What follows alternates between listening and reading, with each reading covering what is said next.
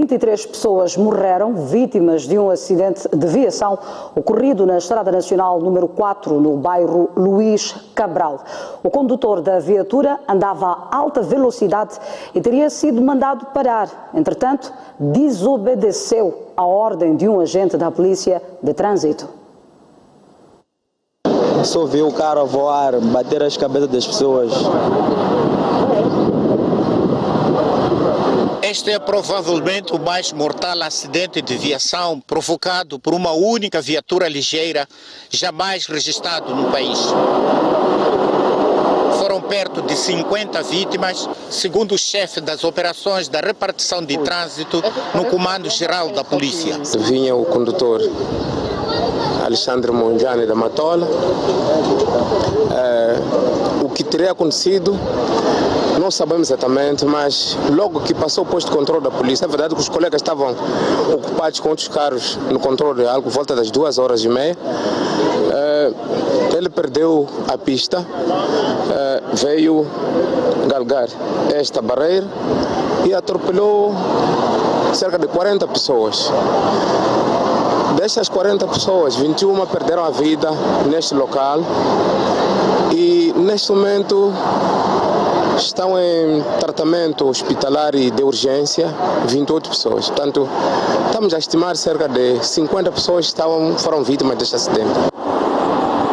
E foi neste estado em que ficou a viatura depois de embater na barreira e em várias pessoas, indo finalmente anichar-se entre os pilares desta ponte. Ele bate uma barreira que está aqui ele bate a barreira e ele dá cambalhotas pelo lado e bate. Pode ver essas marcas aqui. E ele vai se alojar ali naquela suporte da ponte.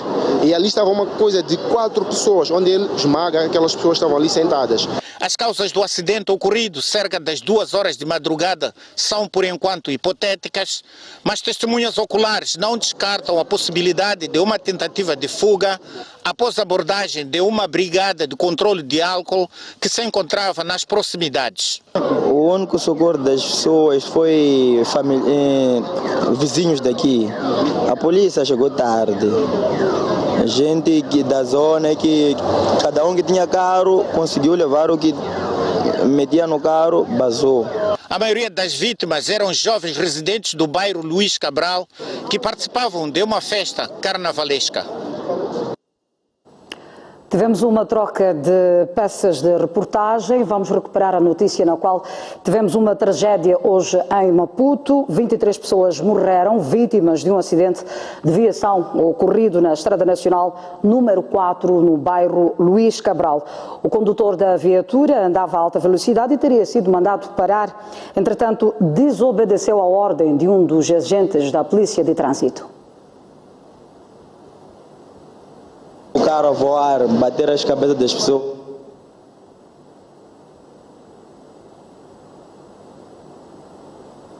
Bater as cabeças das pessoas. Um domingo de sangue na cidade de Maputo. Por volta das 2h da madrugada deste domingo, esta viatura de marca VW Amarok colheu pouco mais de 50 pessoas que se encontravam num convívio no bairro Luís Cabral, próximo à Estrada Nacional número 4. 21 pessoas morreram no local, 2 no Hospital Central de Maputo e há mais 26 feridos graves, além de 6 ligeiros. Antes, portanto, do acidente, o condutor desobedeceu a um sinal de paragem do agente da Polícia de Trânsito que se encontrava, portanto, a trabalhar no posto de controle da Maquinag e passou a alta velocidade e acabou não conseguindo controlar a sua viatura e despistou e embateu fortemente contra um obstáculo fixo e a viatura acabou se projetando e atropelando várias pessoas que se encontravam nas proximidades, portanto, da estrada. E neste momento, portanto, há várias pessoas que estão entre a vida e a morte no Hospital Central de Maputo, que contraíram ferimentos graves, portanto, vítimas desse acidente de viação. Testemunhas que presenciaram o acidente contam como tudo aconteceu. Ele bate uma barreira que está aqui ele bate a barreira e ele dá cambalhotas pelo lado e bate. Pode ver essas marcas aqui. E ele vai se alojar ali naquela suporte da ponte.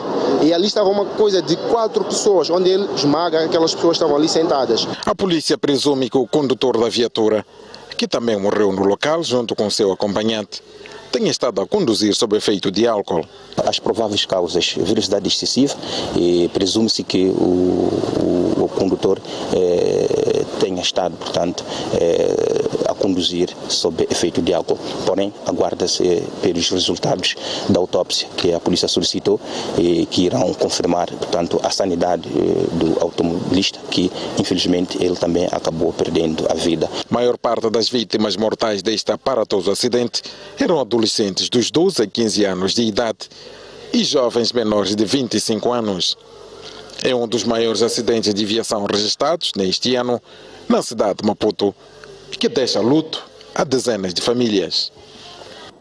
Estamos a atualizar as notícias desta tragédia que aconteceu na cidade de Maputo. Entretanto, algumas vítimas e testemunhas contam que tudo foi muito rápido e pouco se recordam do acidente. Sim, estava lá na ponte, tinha carnaval, já de repente ali estávamos a dançar, de repente já estou a aparecer aqui no hospital, não foi nada do que aconteceu.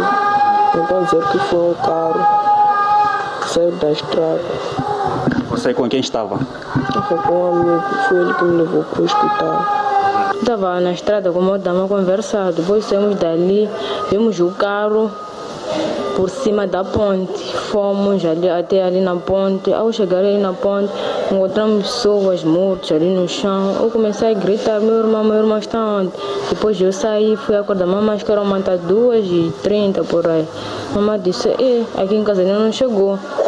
Apareceu uma amiga dela, onde brincam nas boladas dela. Teu irmão já lhe levaram, está no hospital. Eu perguntei como ele está, disse mais ou menos. Ele aleijaram muito. Assim que eu saí de casa, como dama até aqui no hospital, encontramos. Estava sentado ali nos bancos. De quantas pessoas morreram no local? Como é que viu aquela situação? A situação era grave. São muitas crianças mesmo, muitas. Estavam deitadas no chão, parecem galinhas. Aqui no hospital também vi pessoas a morrer. São muitas crianças que morreram, muitas. Nem um amigo dele, esse que transferiram hoje, acho que eram 6, foi para o hospital central. O irmão dele está morto. Já o Presidente da República condenou o desrespeito aos sinais de trânsito por parte de automobilistas.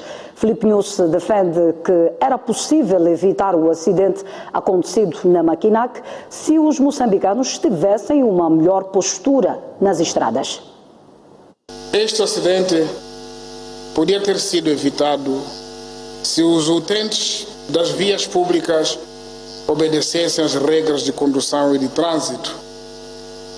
Aproveitamos esta ocasião para condenar veemente as práticas de condução e trânsitos irregulares, sobretudo o excesso de velocidades e ultrapassagem irregular e a má travessia de peões.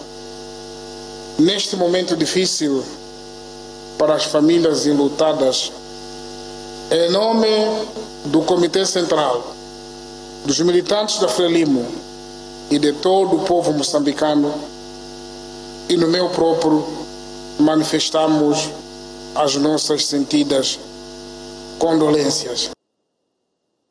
E a maior parte das vítimas do acidente que aconteceu na madrugada de hoje eram adolescentes e jovens, e nós vamos trazer a reação de algumas famílias destes enlutados, não é? Dos enlutados deste acidente que aconteceu hoje.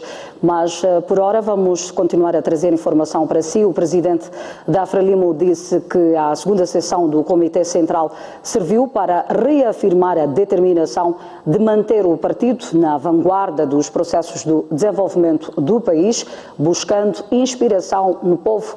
Filipe Nunes falava no encerramento do encontro dos camaradas. Nesta sessão ficou mais uma vez testado o valor multicolor da Frelimo, onde todas as ideias e opiniões foram ouvidas respeitadas e debatidas para a optimização das suas conclusões, nós estamos satisfeitos de forma com que cada camarada disse o que pensa e como avalia. Aqui reafirmamos a nossa determinação de manter a Frelimo na vanguarda dos processos de transformação da sociedade moçambicana. Reafirmamos igualmente os princípios fundacionais do nosso partido, assentes na humildade e integridade e no contacto permanente com as bases, buscando a inspiração do povo, no povo, ponto de partida e de chegada da nossa ação. Caras e caros camaradas, o alcance da paz efetiva, através do diálogo franco e permanente com todas as forças vivas da sociedade, mereceu deste fórum a devida atenção. Mais uma vez foi sublinhada a importância de todos os atores sociais e políticos envolverem-se no processo de restauração da confiança tão necessária ao alcance e consolidação da paz. Foi reafirmada a nossa vontade de ver concluído com a maior brevidade o processo que nos conduzirá à revisão pontual da Constituição da República, sem que seja a preço de ameaças. Por isso, apelamos a todos os moçambicanos, independentemente das diferenças que nos caracterizam e que nos agradecem e engrandecem como nação, que nos unamos em torno deste bem maior, a paz. Vamos agora em direto, em contacto com o jornalista Francisco Malhate, que se encontra na Escola do Partido na Matola, onde está a acontecer então o jantar dos 50 anos em comemoração da realização do 2º Congresso da Frelimo. Boa noite, Francisco Malhate. Malhate, boa noite. Boa noite, respondemos daqui da Escola Central do Partido, local que, a momento, testemunhou o lançamento das festividades dos 50 anos do 2º Congresso da Frelimo. Foi o primeiro congresso realizado em solo moçambicano, no auge da luta de libertação nacional. E foi um congresso que definiu, que resolveu a crise interna que a Frelimo registrou nos finais da década de 60 e também reafirmou o poder de Eduardo Chamo Mondlane na liderança deste partido e definiu o colonialismo português como o inimigo a combater por parte da Frelimo. Portanto, é considerado o Congresso da Vitória, porque definiu que a guerra de luta de libertação nacional seria uma guerra prolongada. Daí que a Frelimo pretende eternizar este Congresso celebrando pela passagem dos 50 anos, e é uma celebração que deverá ocorrer por todo o país e que deverá o seu ponto mais alto com a cerimônia que poderá ter no distrito de Sanga, Majed, local que acolheu o 2º Congresso deste partido. Portanto, o Presidente da República e o Presidente do Partido Frelimo fez este lançamento, ressaltando, portanto, a importância do envolvimento de jovens de 25 de setembro para a libertação do país e do papel desempenhado por Eduardo Chamo Mondlane na união dos 3 movimentos na formação da Frelimo e, portanto, na direção da Frelimo para o início da luta de libertação nacional. Portanto, é o que este lançamento destas festividades marcou aqui na Escola do Partido, e neste momento a cerimônia continua no interior da sala. Portanto, é um pouco disto que podemos dizer nesta altura acerca destes 50 anos do 2º Congresso da Frelimo, que teve lugar em Majed, na altura, uma das zonas libertadas no país, as primeiras zonas libertadas, Niassa e Cabo Delgado, durante a luta de libertação nacional. Obrigada, Francisco Malhate. Continuação de um bom trabalho. Nós vamos continuar com a informação e ainda no âmbito do acidente de viação que fez 23 mortes. A maior parte das vítimas eram adolescentes e jovens. São vidas e sonhos interrompidos tragicamente. O acidente semeou luto em várias famílias do bairro Luís Cabral. Os enlutados pedem maior segurança na Estrada Nacional número 4. Um acidente que deixou um bairro inteiro de luto. Por detrás dos números, vidas, sonhos e esperanças de famílias interrompidos de forma trágica. Com o mesmo sorriso que lhe caracterizava, o adolescente João Chiango, de 17 anos de idade, também divertia-se no carnaval da Maquinag. O pai chegou um pouco depois da sua saída de casa, por volta das 22 horas, e não foi a tempo de evitar o pior. Mas tantas vezes, uns miúdos da zona, desse lado assim. Você olha, já viram? O teu filho caiu. Mas eu já estou para dizer que caiu. Dali acordei logo, fui até o sítio, cheguei lá, encontrei já estavam a arrumar no carro, acho que era um carro de polícia, não sei. Rostos tristes e mentes que ainda não conseguem entender a tragédia. Xavier Chiongo e família não se conformam com a partida do filho mais velho da casa. Se sente como pai.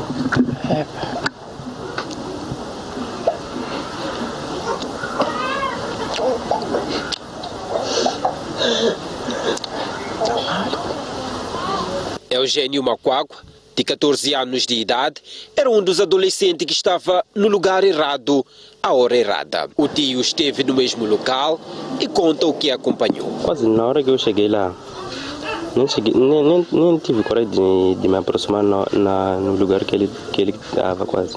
Porque no estado que ele estava muito grave. Tive medo de aproximar, cheguei até cá em casa, chamei meus irmãos, a todos, quase da família. A família Macuagua esteve reunida toda manhã e tarde deste domingo, tendo a tragédia o único tema de conversa. É uma perda grande que vou viver já agora, porque de maneira que ele me ajudava, talvez fazer alguma coisa para mim também. Mas para mim já é uma perda grande. Na escola também, ele gostava de desenhar, fazia coisas na escola, canteiro, muitas coisas que os professores gostavam dele. No bairro Luís Cabral, várias são as famílias que perderam seus entes queridos, maior parte dos quais adolescentes e jovens. Andrade Muniz, estudante de 18 anos de idade, também estava lá. Nem para imaginar, é uma grande tristeza que isso aí veio nos surgir, porque aqui no nosso quarteirão são muitas casas que perdemos os nossos filhos. Não é só aqui na nossa casa. As famílias enlutadas clamam por maior segurança na Estrada Nacional número 4. Já em Cabo Delgado, a maior parte das mortes registadas em acidentes de viação ocorrem nos transportes de passageiros devido à sobrelotação das viaturas e também o excesso de velocidade. O Governo reconhece as fragilidades na fiscalização e promete ser mais contundente de modo a evitar mortes. Cabo Delgado registrou 189 mortes em acidentes de viação durante os últimos 3 anos. Segundo a Delegação Provincial do Instituto Nacional de Transportes Terrestres, a maior parte dos óbitos ocorreu em transportes de passageiros. Uma viatura que carrega 15 passageiros acaba levando 25, 22. Então, no ato do acidente, é lógico que a proporção das mortes seja maior em relação àquilo que devia ser. A situação é preocupante e, para inverter o cenário, o Governo promete ser mais contundente tanto na inspeção obrigatória de automóveis como na fiscalização ao longo das estradas. Há necessidade da inspeção ser mais mais contundente em relação às inspeções que faz às viaturas que passam por lá. Porque algumas viaturas, na verdade, se fazem à rua ou se fazem à estrada, melhor dizendo, sem as condições necessárias. E muitas vezes até exibem uma ficha de inspeção. Então, é importante que nós sejamos contundentes, sejamos rígidos. Nos últimos 3 anos, a província de Cabo Delgado registrou 140 acidentes de viação que resultaram em 189 óbitos, cerca de 500 feridos graves e avultados danos materiais. Cerca de 14 milhões de livros escolares foram distribuídos em todo o país. Entretanto, o ensino primário continua com déficit, fato que dificulta o processo de ensino e aprendizagem. O Ministério da Educação diz que o problema não está na insuficiência do livro, mas sim nas formas de fazer chegar a todos os alunos.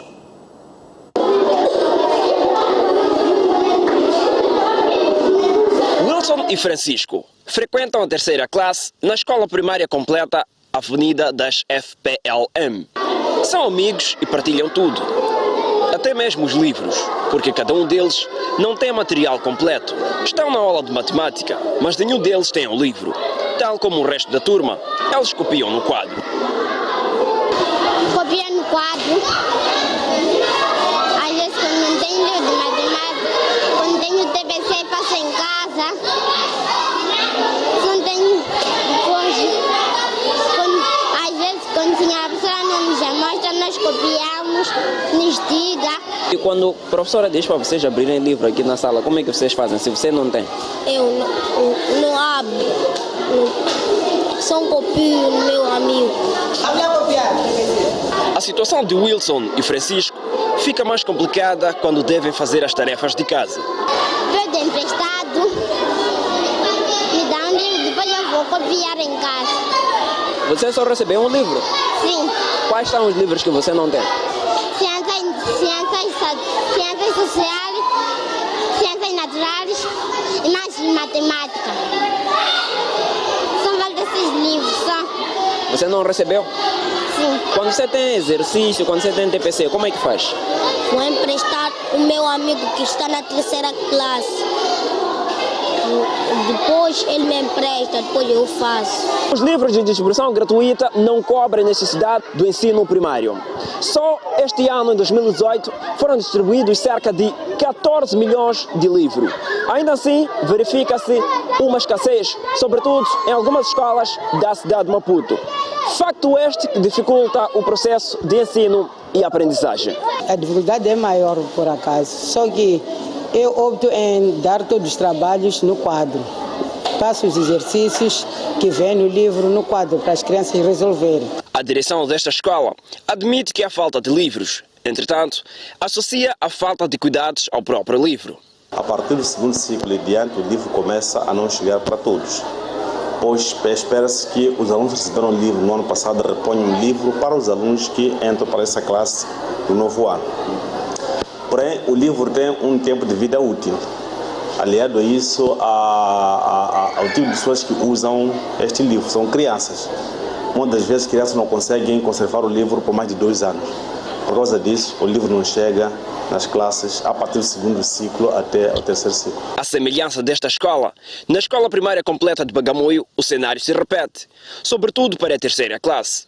Aqui na escola primária completa do Bagamoio, não foi possível fazer essa cobertura de todos os alunos, porque, por exemplo, na 3ª classe, os livros foram poucos. Isto por quê? Porque como o currículo está em mudança, no processo de mudança, os livros também vão sofrer uma certa mudança. O Ministério da Educação e Desenvolvimento Humano diz que o problema não se centra nas quantidades, mas sim nas formas de distribuição. A nossa visão é que o livro é suficiente. Agora, a questão de distribuição é outra, que é esse que temos que avaliar. Porque pode acontecer que numa escola, neste momento, o livro não tenha chegado por forma como ele foi distribuído, mas pode acontecer também que numa outra escola o livro tenha chegado e esteja em excesso. Do universo de livros que são distribuídos pelo Ministério da Educação, uma parte é canalizada para a venda, porque na verdade as instituições privadas devem adquirir o mesmo nas livrarias. Mas é este mesmo livro que é distribuído nas escolas. A diferença é que este traz o timbre da Diname, a distribuidora nacional de material escolar. Tal como mostramos nas imagens, os livros recebem um selo da Diname e são canalizados para a venda. O Minet diz ter conhecimento da situação.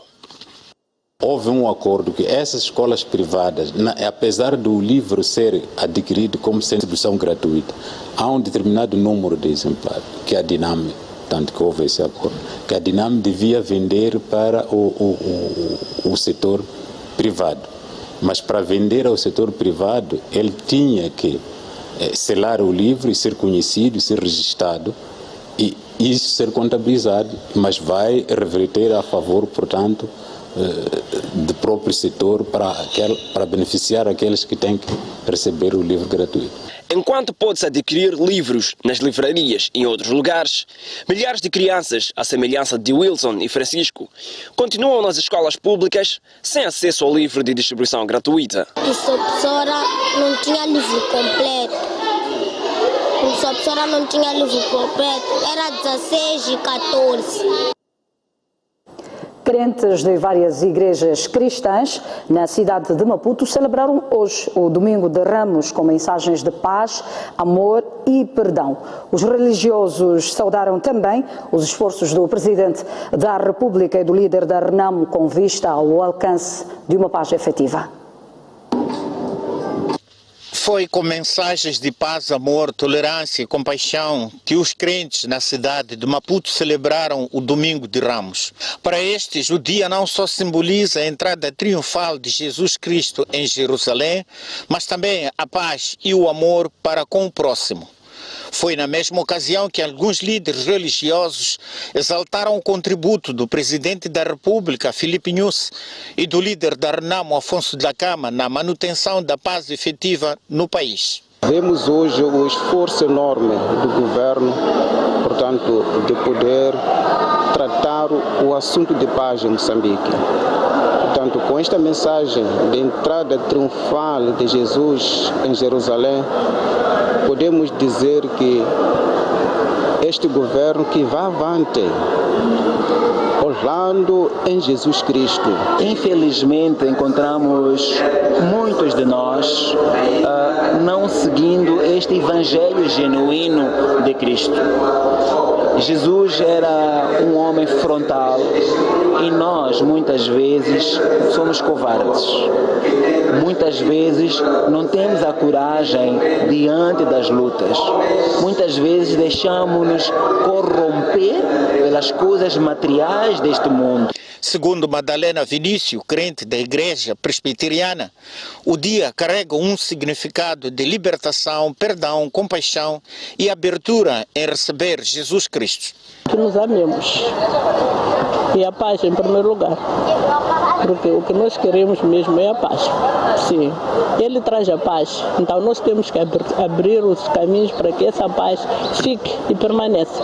O Domingo de Ramos é uma festa cristã celebrada no domingo antes da Páscoa. A festa comemora a entrada triunfal de Jesus Cristo a Jerusalém, um evento da vida de Jesus mencionado nos 4 evangelhos canônicos. Momento para uma curta pausa no Jornal da Noite. Mas antes, já a previsão do estado de tempo para as próximas 24 horas. Começamos pela Zona Sul. Maputo poderá registrar uma temperatura máxima de 29 graus e uma mínima de 23.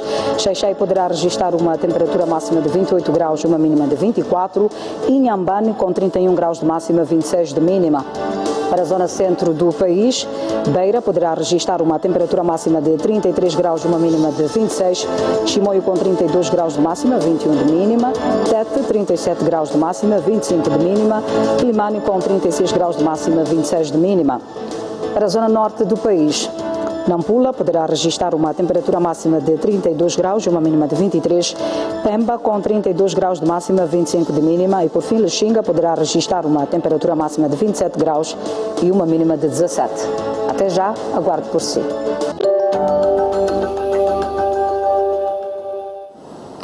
Seguimos agora com a atualidade internacional. Foi detido hoje o ex-presidente da Catalunha, Carles Puigdemont, pela polícia alemã na fronteira com a Dinamarca. Há mais de 4 meses que Puigdemont estava foragido da justiça espanhola. Está detido o ex-presidente da Catalunha, Carles Puigdemont, que há 4 meses era procurado pela justiça espanhola, acusado de sedição e insurreição, por ter liderado protestos e conduzido um referendo independentista na Catalunha. Puigdemont, que se encontrava refugiado na Bélgica, foi este domingo interceptado pela polícia alemã quando tentava passar a fronteira alemã vindo da Dinamarca. O advogado Alonso Goivilhas, citado pelo jornal El País, confirma a detenção. O fato, sobre o qual não há neste momento mais detalhes, surge numa altura em que foi reativado o mandato de detenção europeu a Puigdemont. Caso seja deportado para a Espanha, Puigdemont poderá cumprir uma pena de 30 anos de prisão. Porto, a Seleção Nacional Sub-20 perdeu na tarde de ontem, diante da sua congênere da Suazilândia, por 2-1, em partida da preparação da primeira mão da pré-eliminatória de acesso ao CAN 2019, no Egito.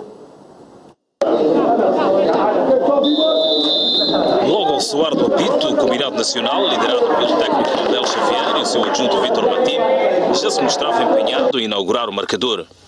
A sede era tanta que logo ao minuto 10, numa combinação, Grácio faz um passe para Camu Camu, que sem hesitar remata para a baliza. Na sequência, surge Nkululeco a tentar aliviar, contudo faz o autogolo para o festejo dos Mambinhas. A resposta por parte dos donos da casa surgiu 8 minutos depois, quando num lance de bola parada, a equipa da Suazilândia ganha espaço para arrematar a baliza de Lulu, que não teve argumentos para defender.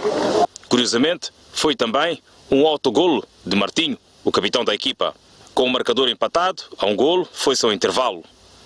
Aos 80 minutos da segunda parte, os pupilos de Abel Xavier tiveram a oportunidade de desfazer o empate e passar para frente o marcador. Mas Grácio, frente a frente ao guarda-redes Tokozani Lamin, não teve clara evidência para fazer o golo. E como quem não marca sofre, no minuto 90+2, Martinho, dentro da grande área, faz mão. E na cobrança do penalti, Sisekelo não poupa e faz o 2-1, terminando a partida com a vitória para os donos da casa. No fim do jogo, a equipa técnica fez um balanço positivo da fase de preparação para a qualificação para o CAN. E já os jogadores prometem tudo fazer para vencer as Seychelles em jogo a contar para a primeira mão da pré-eliminatória de acesso ao CAN 2019. Estes jogos dão-nos uma perspectiva de nós entendermos o crescimento, independentemente do resultado.